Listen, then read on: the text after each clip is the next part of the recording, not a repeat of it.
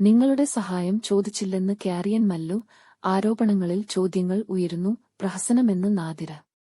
Big Boss മത്സരാർത്ഥിയായ അഭിഷേക് ജയ്ദീപിനെതിരെ Carrion Mallu എന്നറിയപ്പെടുന്ന സനോജ് റെജിനോൾഡ് ഉന്നയിച്ച ആരോപണം ഇതിനകം ചർച്ചയായിട്ടുണ്ട്. തന്റെ മകനെതിരെ വളരെ മോശമായി സംസാരിച്ചെന്ന് ആരോപിക്കുന്ന സനോജ് ഇതിന് തെളിവായി അഭിഷേകിന്റെ കമന്റും ചൂണ്ടിക്കാണിക്കുന്നു. വലിയ 1% പ്രേക്ഷകരും തുടക്കത്തിൽ സനോജിനെ പിന്തുണച്ചു. എന്നാൽ പിന്നീട് സാഹചര്യം മാറി. സനോജിന്റെ ആരോപണത്തിൽ സംശയമുണ്ടെന്ന വാദവുമായി ചില യൂട്യൂബർമാർ രംഗത്തു വന്നു. എന്തുകൊണ്ട് സനോജ് നിയമപരമായി നീങ്ങുന്നില്ലെന്നാണ് ഇവരുടെ ചോദ്യം. ഇതേക്കുറിച്ച് പ്രതികരിക്കുകയാണ് സനോജ് റെജിനോൾഡ് ഇപ്പോൾ. ഇക്കാര്യത്തിൽ എന്ത് ചെയ്യണമെന്ന് തനിക്കറിയാമെന്നും ആരോടും താൻ സഹായം ചോദിച്ചിട്ടില്ലെന്നും സനോജ് വ്യക്തമാക്കി. കവിടി നിരത്തി പ്രവചനം നടത്തുന്നതുപോലെ ചില യൂട്യൂബർമാർ സംസാരിക്കുന്നുണ്ടെന്നും ഇവരുടെ ചോദ്യങ്ങൾക്ക് മറുപടി പറയാൻ താൻ തയ്യാറല്ലെന്നും സനോജ് പറയുന്നു. അഭിഷേക് മകനെ അധിക്ഷേപിച്ചതിൽ കേസ് കേടെടുത്തിട്ടുണ്ടോ എന്നൊക്കെ അന്വേഷിക്കുന്നു. ഈ കാര്യത്തിൽ എങ്ങനെ പ്രതികരിക്കണം എന്ന് തന്റെ തീരുമാനമാണെന്ന് സനോജ് പറയുന്നു. ആരുടെയും സഹായം ചോദിച്ചിട്ടില്ല. എന്ത് ചെയ്യണം, എങ്ങനെ ചെയ്യണം, എപ്പോൾ സ്ക്രീൻഷോട്ട് പുറത്തിറക്കണം എന്നൊക്കെ ഞാനാണ് തീരുമാനിക്കുന്നത്. നിങ്ങൾ കണ്ടന്റിന് വേണ്ടി ഓരോന്ന് പ്രവചിക്കുന്നു. അത് നിങ്ങളുടെ വരുമാന മാർഗമായിരിക്കാമെന്നും സനോജ് ക്യാരിയൻ മല്ലു പറഞ്ഞു. ഞാൻ വലിയ പുരോഗമനവാദിയില്ല. 4 വയസ്സുള്ള കുട്ടിയെക്കുറിച്ച് മോശമായി സംസാരിച്ചത് നിങ്ങൾക്ക് തെറ്റായി തോന്നിക്കാണില്ല. കാരണം അത് നിങ്ങളുടെ കുട്ടിയല്ല.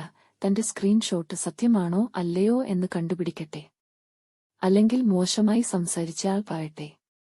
ഇക്കാര്യത്തിൽ താനാരുടെയും സഹായം തേടിയിട്ടില്ലെന്ന് സനോജ് ആവർത്തിച്ചു. ടോക്സിക്കായ ആളുകൾ ക്യൂർ കമ്മ്യൂണിറ്റിയിലും ഉണ്ട്. അത് മറച്ചു വെക്കേണ്ടതില്ല. ക്യൂർ കമ്മ്യൂണിറ്റിയിലെ അടച്ചാക്ഷേപിച്ച് താനെയൊന്നും പറഞ്ഞിട്ടില്ല. തെറ്റുകളെ തെറ്റായി കാണുമെന്നും സനോജ് വ്യക്തമാക്കി. സനോജ് ഉയർത്തിയ ആരോപണം പ്ലാനിംഗ് ആയിരിക്കാൻ സാധ്യതയുണ്ടെന്ന് ഒരു യൂട്യൂബർ പറഞ്ഞിരുന്നു. മുൻ ബിഗ് ബോസ് താരം നാദിരയും ക്യാരിയൻ മല്ലുവിന്റെ ആരോപണത്തെക്കുറിച്ച് സംസാരിക്കുകയുണ്ടായി.